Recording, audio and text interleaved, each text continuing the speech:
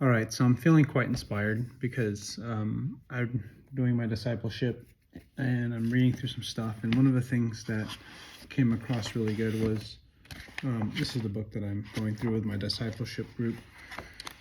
Is Galatians 4:1-3. There's a lot in here. I read a couple of translations and I kind of wanted to share some of my thoughts about it because it was actually quite inspiring. So it says, I mean that the heir, let me repeat that. I mean that the heir, as long as he is a child, is no different from a slave, though he is the owner of everything. But he is under guardians and managers until the date set by his father. In the same way, we also, when we were children. So, a lot to unpack there. The NIV translation sounds a little bit more clear and clean, and I kind of like that one a little bit better, or just for explanation's sake.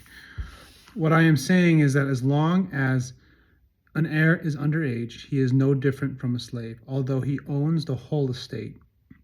The heir is subject to guardians and trustees until the time set by his father. More clear. Here's the King James Version. Now I say that the heir, as long as he is a child, does not differ at all from a slave, though he is a master of all, but is under guardians and stewards until the time appointed by Father. Even so, when we, when we were children, were in bondage under elements of the world. And here's the message. The message, I feel, takes away some of the magic, I think, if you want to call it that. Let me show you the implications of this. As long as the heir is a minor, he has no advantage over the slave. Though legally he owns the entire inheritance, he is subject to tutors and administrators until whatever date the father has set for emancipation.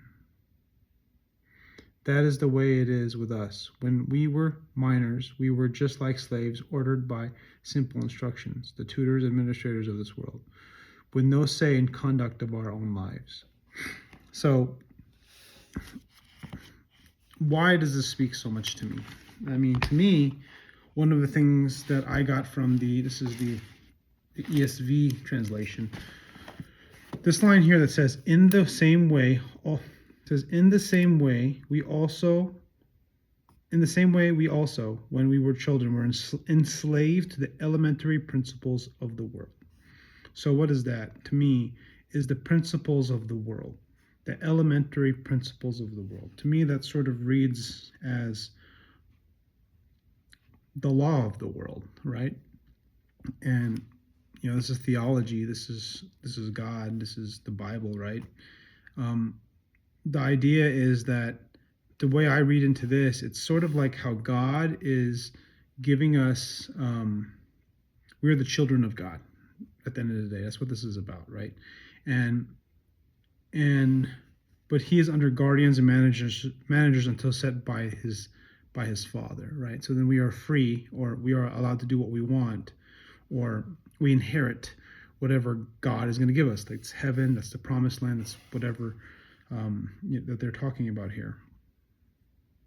In the same way, children were enslaved to elementary principles. And to me, I look at that as sort of like elementary principles of the world. That's like the world. That's what clickbait. That's the stuff that's essentially, I mean, you're 4 minutes into this video. It means that you are interested in this verse, into the word, into God. And this is not like a clickbait video on TikTok about, half naked chicks or some sort of whatever's going on in the news. Like right now, what's been taking my attention is this FTX thing with crypto, right? So those are like the world, and there's some good, there's some bad in it, but that's the world, right? And that's just news. It just grabs our attention. Maybe it's bad, maybe it's good. It's really hard to say. But that's not what I'm here to debate. I'm here to sort of really kind of put together what it means for because really one of the biggest things that drive me towards the Bible now is really family, trying to put together first principles on how to raise a family, right? How to live your life, right? And if you don't have a family, or you don't have, like, kids and are married, and you're kind of maybe younger, or maybe just getting started, like, it's so easy to flail around. And then when you all of a sudden, like, have a child and you get married, and then, or better yet, maybe you're not married and you have a business, or in my case, it's both. I got a business, I got a staff, I got employees, I got contractors, I got customers. Then I have I'm married. Like, there's just so much responsibility, and that's the way of the world, and that's part of the world, and you have to. And I read this as sort of like, you have to bring God, first principles, into it. You have to bring Jesus. You have to bring the Bible. And I think that, to me, what makes me even more convicted in God is that, like, this is how our culture developed. It developed on this text. A lot of it has. 1 in 3 human beings are Christian, or believe in Jesus Christ, or identify as, anyway.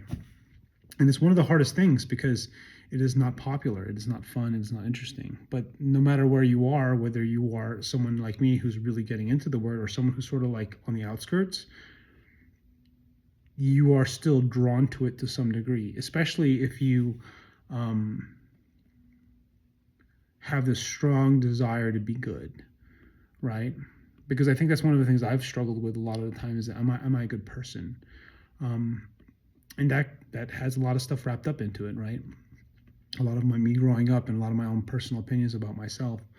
But with yourself, right, this is kind of why the word is so important, because, like, it really kind of creates this foundation for how to live, and how to interact with people, and what to invite into your life. Because a lot of what we are and what we're doing in this world is that we are kind of flailing around to some degree, right? With Facebook, Instagram, OnlyFans, pornography, all these kinds of things that just sort of, like, really take your attention, and they really kind of bring you to your lowest common denominator, like the world really pulls you down. And when you are with a group of people, or you are influencing the right peer group, like me, I found this Bible study that's been incredible, and you kind of find that it kind of helps centers you, I don't know. There's more to this, and I wish I could articulate it better, but I thought I'd make a video, because one of the best ways to learn is to teach. So that's most of the reason why I make these videos. I don't make them for you, I make them for myself. So I'll see you guys later.